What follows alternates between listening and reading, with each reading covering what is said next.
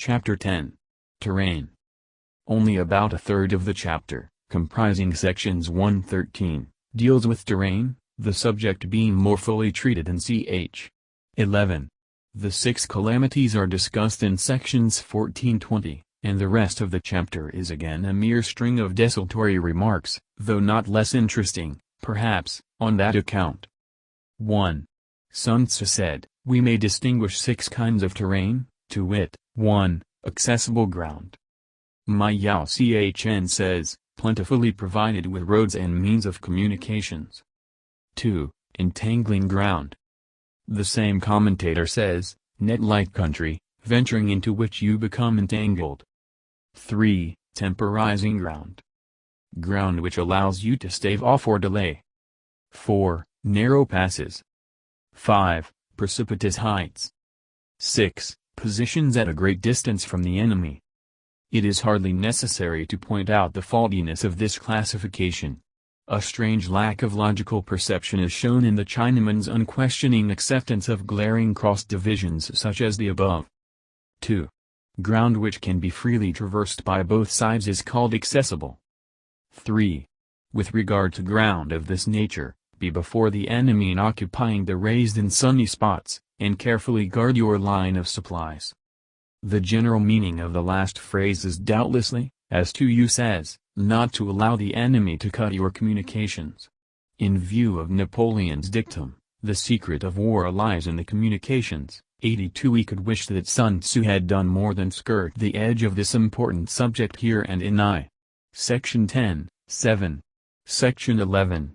Colonel Henderson says, "The line of supply may be said to be as vital to the existence of an army as the heart to the life of a human being.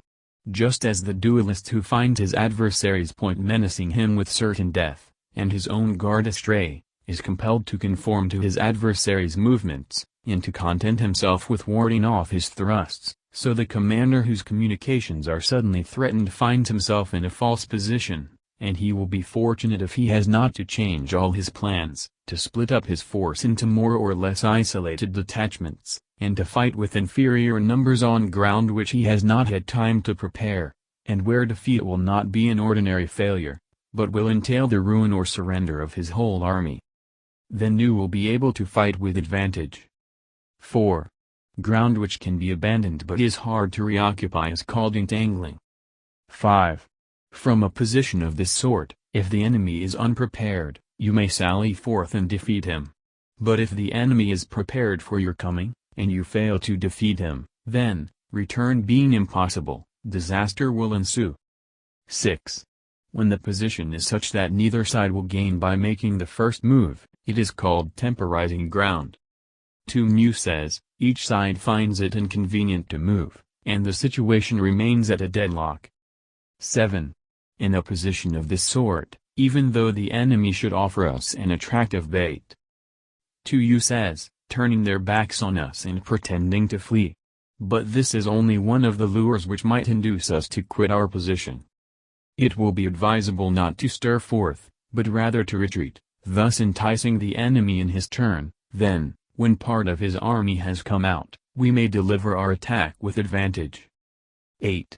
With regard to narrow passes, if you can occupy them first, let them be strongly garrisoned and await the advent of the enemy.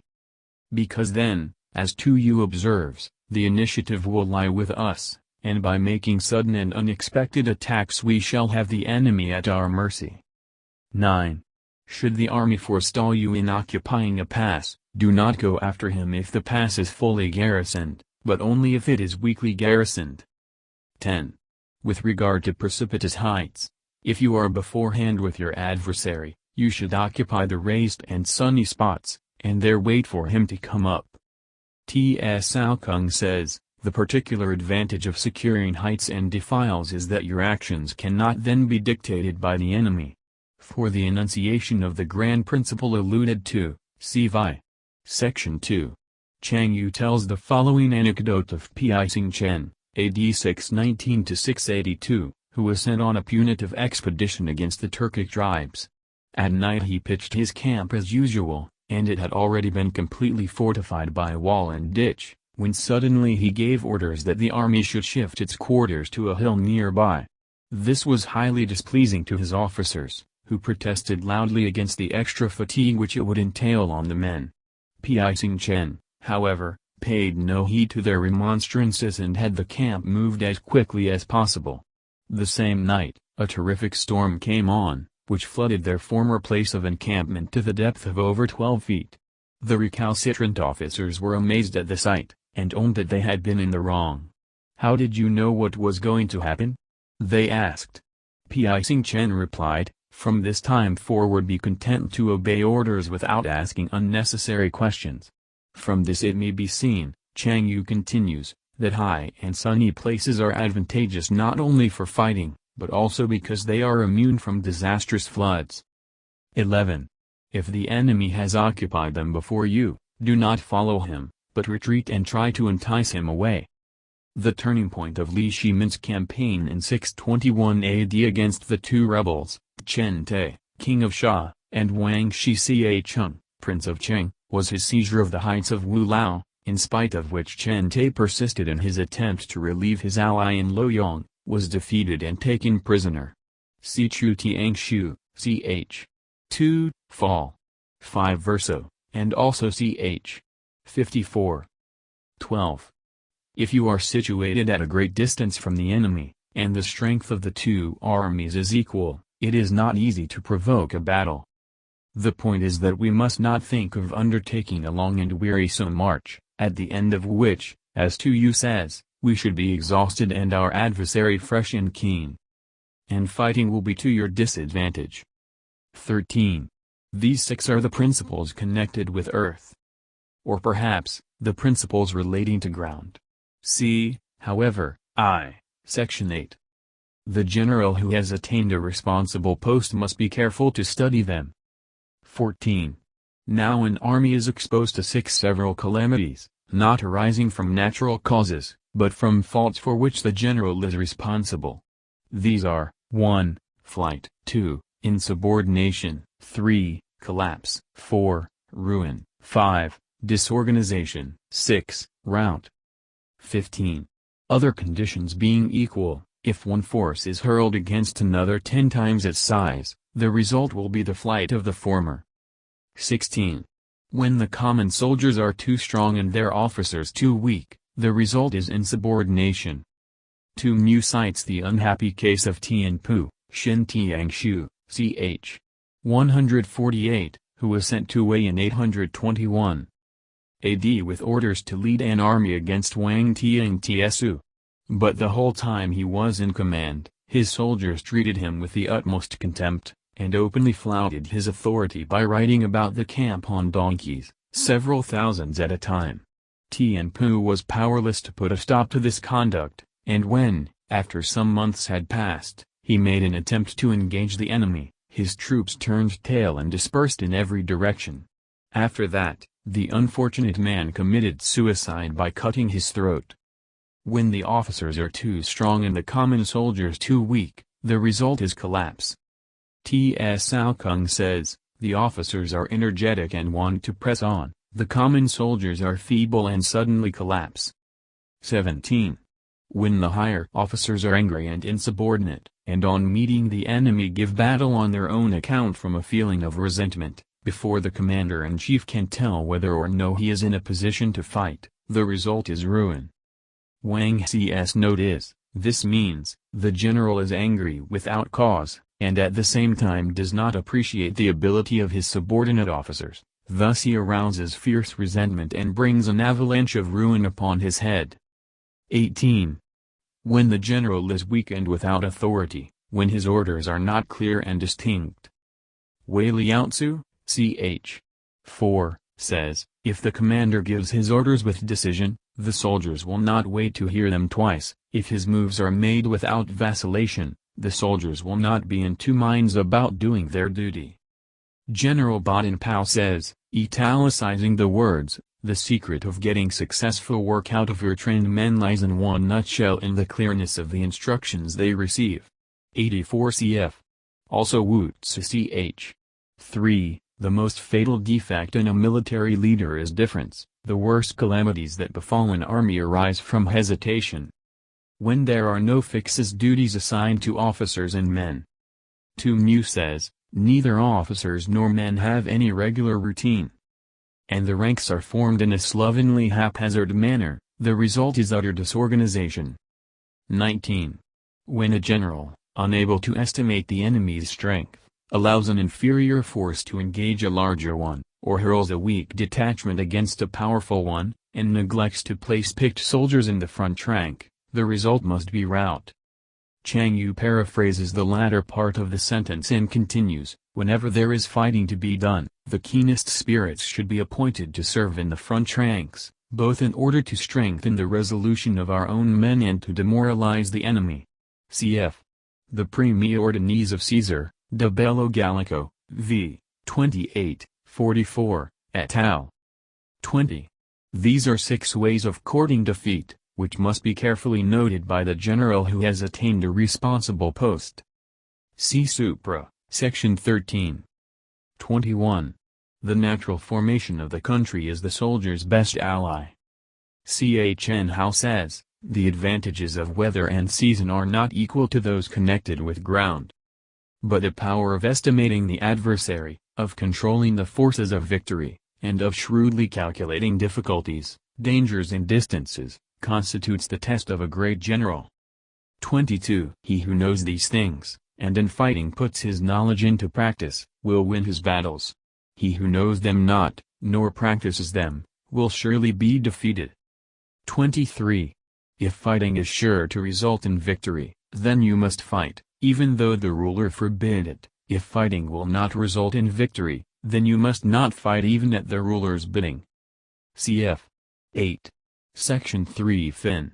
Huang Shikeng of the Qin dynasty, who is said to have been the patron of Chang Liang and to have written the San Wei, has these words attributed to him: the responsibility of setting an army in motion must devolve on the general alone. If advance and retreat are controlled from the palace, brilliant results will hardly be achieved. Hence the godlike ruler and the enlightened monarch are content to play a humble part in furthering their country's cause, kneel down to push the chariot wheel. This means that in matters lying outside the zenana, the decision of the military commander must be absolute. Cheng Yu also quote the saying, decrees from the Son of Heaven do not penetrate the walls of a camp. 24. The general who advances without coveting fame and retreats without fearing disgrace. It was Wellington, I think, who said that the hardest thing of all for a soldier is to retreat. Whose only thought is to protect his country and do good service for his sovereign, is the jewel of the kingdom. A noble presentiment, in few words, of the Chinese happy warrior. Such a man, says Hoshi, even if he had to suffer punishment, would not regret his conduct. 25. Regard your soldiers as your children, and they will follow you into the deepest valleys. Look upon them as your own beloved sons, and they will stand by you even unto death. Cf. I. Section 6. In this connection, Sun Tzu draws for us an engaging picture of the famous General Wu Chi, from whose treatise on war I have frequently had occasion to quote. He wore the same clothes and ate the same food as the meanest of his soldiers, refused to have either a horse to ride or a mat to sleep on, carried his own surplus rations wrapped in a parcel, and shared every hardship with his men. One of his soldiers was suffering from an abscess, and Wu Chi himself sucked out the virus. The soldier's mother, hearing this, began wailing and lamenting. Somebody asked her, saying, "Why do you cry? Your son is only a common soldier, and yet the commander-in-chief himself has sucked the poison from his sore." The woman replied, "Many years ago, Lord Wu performed a similar service for my husband, who never left him afterwards, and finally met his death at the hands of the enemy. And now that he has done the same for my son, he too will fall fighting I know not where." Li Chen mentions the Viscount of Chu, who invaded the small state of Shao during the winter. The Duke of Shen said to him, "Many of the soldiers are suffering severely from the cold." So he made a round of the whole army, comforting and encouraging the men, and straightway they felt as if they were clothed in garments lined with floss silk. 26. If, however, you are indulgent, but unable to make your authority felt, kind-hearted, but unable to enforce your commands, and incapable, moreover, of quelling disorder, then your soldiers must be likened to spoiled children. They are useless for any practical purpose. Li Cheng once said that if you could make your soldiers afraid of you, they would not be afraid of the enemy. Tu Mu recalls an instance of stern military discipline which occurred in 219 AD, when Lu Meng was occupying the town of Qiangling. He had given stringent orders to his army not to molest the inhabitants nor take anything from them by force. Nevertheless, a certain officer serving under his banner, who happened to be a fellow townsman, ventured to appropriate a bamboo hat belonging to one of the people, in order to wear it over his regulation helmet as a protection against the rain. Lu Meng considered that the fact of his being also a native of Junan should not be allowed to palliate a clear breach of discipline, and accordingly he ordered his summary execution, the tears rolling down his face, however, as he did so. This act of severity filled the army with wholesome awe, and from that time forth even articles dropped in the highway were not picked up. 27. If we know that our own men are in a condition to attack, but are unaware that the enemy is not open to attack, we have gone only halfway towards victory. That is, T.S. Sao Kung says, the issue in this case is uncertain.